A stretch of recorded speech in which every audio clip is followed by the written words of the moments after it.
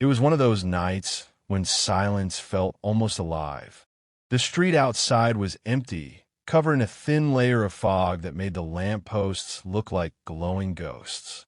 Inside her small suburban house, Emma Lewis, a 28-year-old nurse, sat curled up on her couch with a blanket, scrolling through her phone after a long shift. The clock on the wall ticked softly, 11:58 p.m. The sound seemed louder than usual. She sighed, turned off the TV, and stood to lock the front door before heading to bed. But just as her hand touched the keyhole, a faint sound echoed through the hallway. 3 soft knocks. Knock, knock, knock. She froze. Her heartbeat slowed. Maybe she imagined it? She tilted her head, listening. The house creaked as if breathing with her. After a few seconds of silence, she exhaled and chuckled nervously. Probably the wind, she whispered. But the air felt heavier now, colder. Emma checked her phone. No messages, no calls. The clock now showed 12 a.m. exactly. Midnight. Then came another knock. Louder this time. Knock, knock, knock. Her eyes darted toward the door. Who could be visiting at this hour? She peeked out the window. The street was completely deserted. Even the neighbor's porch light was off. Hello, she called softly, forcing courage in her voice. No answer.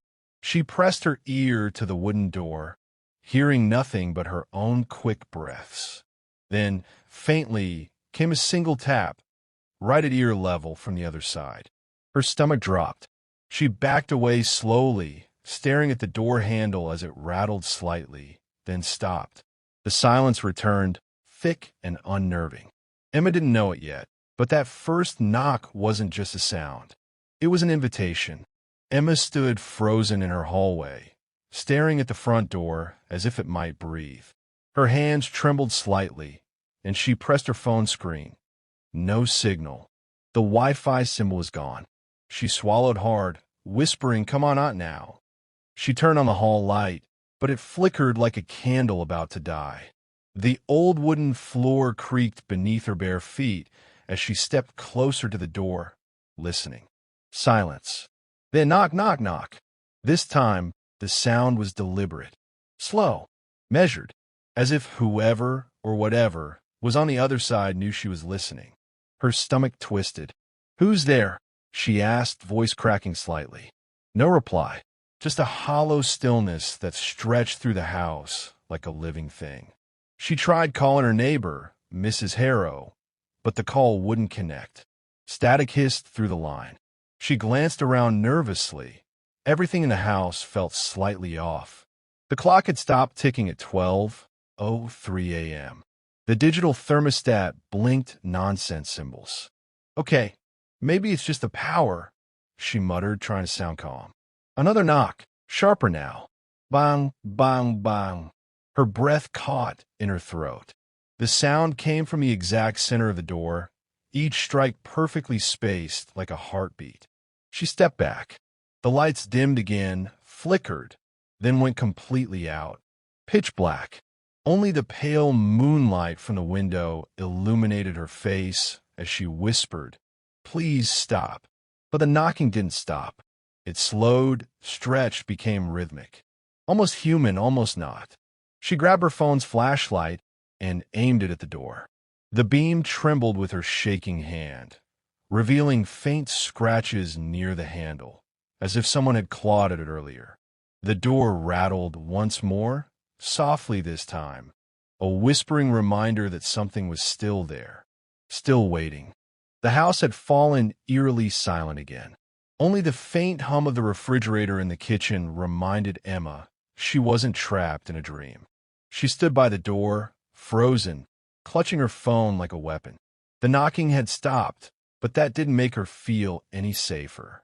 The air felt thick, the kind that pressed against your skin. Emma forced herself to peek through the peephole. Nothing, just the empty porch bathed in dim moonlight. She let out a shaky breath, half relieved, half unconvinced. But as she turned away, something caught her eye, a faint, moving shadow on the far wall, just outside. Her heart leapt. There was no one in sight through the peephole, So where was the shadow coming from? She turned off the hallway light to get a clearer view.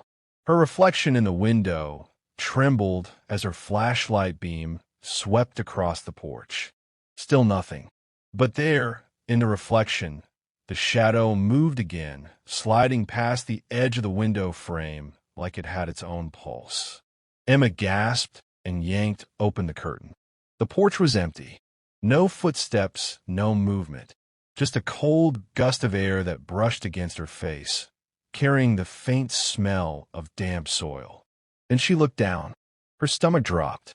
Right there on the doormat. Muddy footprints. Bare, wet, and fresh. They led from the edge of her porch to her front door, and then stopped. Nori triting prints. Whoever stood there hadn't walked away. The clock on her wall glitched, flashing 12:08 a.m. The shadow on the wall outside flickered again, except this time, it wasn't moving past the window. It was moving toward it. Emma stumbled back, phone shaking in her hand as the faint outline of a figure pressed against the glass, silent, still, and watching her breathe. Emma stood frozen in the dark, staring at the glass where the shadow had been. The footprints outside were still damp, gleaming faintly under the porch light that flickered on and off. Her throat felt dry, her pulse hammering in her ears. Then, from the other side of the door, came a faint sound, not a knock this time. A whisper. At first, it was too soft to make out. Just a low murmur, like the wind brushing against the wood. But then, slowly, it formed a shape, a word. Emma. She stumbled backward, eyes wide. That voice, it sounded like her friend Sarah. The same soft tone, the same tired drawl. But Sarah lived 3 towns away. Sarah, Emma whispered, her voice trembling. Is that you? Silence. Then again, slightly louder.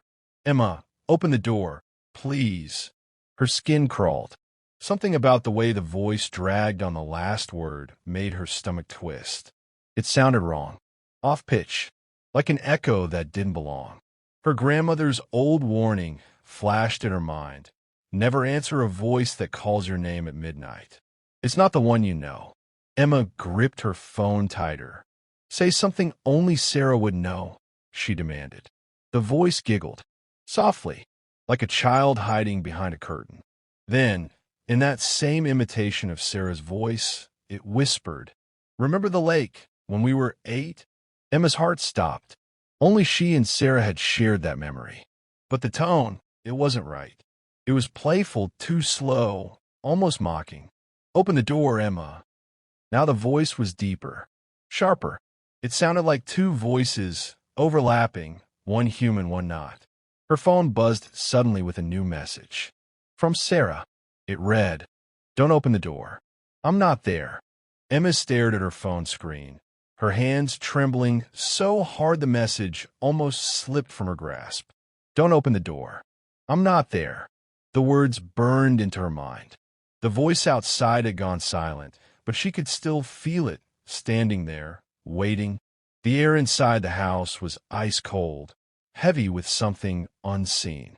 Her breathing quickened as she backed away from the door. This isn't real, she whispered. It can't be real. Then she heard it, a soft rustling sound, something sliding across the floor. Emma turned her flashlight toward the door and froze. A small, white envelope had been pushed through the letter slot, landing right at her feet. She hesitated before picking it up. The paper was slightly damp, and there was no name written on it, just her address, scrawled in shaky handwriting that looked strangely familiar. She tore it open. Inside was a single folded page. The handwriting inside made her stomach twist because it was hers, her own handwriting. The note read, Emma, don't open the door. No matter what it says, no matter how it sounds, it's not human. Her eyes widened. The pen strokes were identical to hers, even the little loop she always made on the letter E. But she had never written this. Then, top, top, top. 3 light knocks came again, softer this time, almost polite. She looked down. The bottom of the letter now had something new scribbled across it, words that hadn't been there seconds ago. "You already let it in?" Emma's breath caught. She looked up, heart pounding, and saw a shadow inside the hallway, stretching slowly across the wall toward her feet. Her flashlight flickered, and the paper in her hand went cold. The shadow crept across the wall, slow and deliberate, like it was tasting the air. Emma backed away until her shoulders hit the hallway wall. The envelope slipped from her shaking fingers and drifted to the floor. Her flashlight flickered, and for a split second, she saw a shape, tall, lean, almost human, standing at the far end of the hall. Its head tilted slightly, as if curious. The light went out. "Stay calm. Just stay calm," she whispered, fumbling for her phone. The screen lit up, but the camera app opened by itself. The front camera showed her terrified face, and behind her, something else. A faint outline, standing right over her shoulder. She screamed, spun around. Nothing there. The door suddenly shook violently. Bang, bang, bang. This time, it wasn't knocking. It was trying to break in. The wood splintered slightly near the handle. She rushed to push a chair against the door, tears streaming down her face. "Leave me alone," she cried. Then silence. Her heart thumped painfully in her chest. Every muscle in her body was frozen. The air felt electric, heavy, charged. She heard faint breathing, but it wasn't hers. It was deep, slow, and right next to the door. She aimed her phone's flashlight again. The glass panel on the door was fogging from the outside. Something was breathing on it. Emma stumbled backward and hid beneath her bed, clutching her phone like a lifeline. The door handle rattled one last time, then stopped. From under the bed, her phone light illuminated the floor, and a pair of bare, wet footprints appeared just inches from her face. The final knock echoed once more. Not on the door, but on the floor, right beneath her. Morning sunlight streamed weakly through the curtains, slicing across the floor in pale beams. The house was still, too still. The front door stood half open, one hinge broken, swaying slightly with the morning breeze. Police cars lined the street, their blue lights spinning silently. Neighbors gathered outside, whispering. Paramedics knelt beside Emma, who sat trembling near the doorway, wrapped in a silver thermal blanket. Her face was pale, her eyes unfocused, staring at the empty space beyond the threshold. She wasn't speaking. Detective Harris crouched beside her. "Miss Lewis, can you tell us what happened?" Emma's lips parted, but no sound came. She just shook her head slowly, whispering one word. "Knocking." The officers reviewed the footage from her phone. The last video showed Emma hiding under her bed, whispering into the camera, "It's inside. Please help me." Then silence. The feed continued for several minutes before the sound returned. 3 faint knocks. Then a soft, distorted whisper, "Thank you for letting me in." But what chilled the room most was what came next. In the video, Emma crawled out from under the bed, eyes wide, walking toward the door like she was sleepwalking. The camera caught her reflection in the hallway mirror, but behind her, a translucent figure stood, tall and motionless. The timestamp on the video stopped at 3:03 a.m., the exact time her neighbors reported hearing the door slam. Detective Harris turned the phone off, visibly shaken. There's no one else on the footage," he muttered. "No one knocked. No one entered." Emma finally looked up, her voice barely audible. It said it wanted to stay. The wind swept through the broken door again, and from somewhere deep inside the house came a faint, distant sound. "Knock, knock, knock."